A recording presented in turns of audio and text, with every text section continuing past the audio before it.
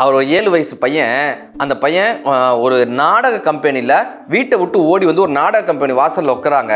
அங்கே எல்லாரும் குதிரை வண்டியில் உட்காந்து நாடகம் பார்க்கறதுக்காக போகிறாங்க. இந்த பையன் போய் அந்த குதிரை வண்டியெல்லாம் சுத்தப்படுத்தி குதிரைகளை சுத்தப்படுத்தி வைக்கிறான். வந்து பார்த்தவங்களுக்கு ஆச்சரியமாக இருக்குது, இதை யார் பண்ணாங்கன்னு கேட்குறாங்க. நான் தான் சொன்னேன். அந்த பையனுக்கு கொஞ்சம் சன்மானம் கொடுத்துட்டு போகிறாங்க. தினம் இந்த குதிரை வண்டியை சுத்தப்படுத்துகிறான். அந்த நாடக கம்பெனியினுடைய வசனங்களை முழுவதுமாக கேட்குறான். குதிரை லாயம் வைக்கிறான். இப்போ இந்த நாடக கம்பெனியில் ஒரு நாள் நடிக்க வேண்டியவர் வரல, இவனே போய் நடிக்கிறான். இவனுடைய நடிப்பு எல்லாருக்கும் பிடிச்சிருச்சு. அந்த நாடக கம்பெனியினுடைய முக்கிய உறுப்பினராக மாறுறான், முக்கிய நடிகராக மாறுறாங்க.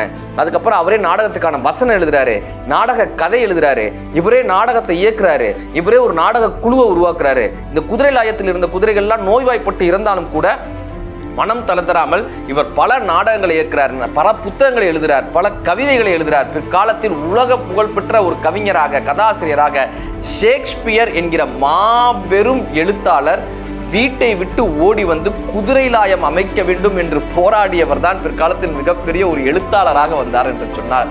தனக்கு கிடைக்கக்கூடிய வாய்ப்பை எவன் ஒருவன் சரியாக பயன்படுத்திக் கொள்கிறானோ, தயக்கம் இல்லாமல் பயன்படுத்துகிறானோ, அவன் வாழ்க்கையில் வென்று விடுகிறான்.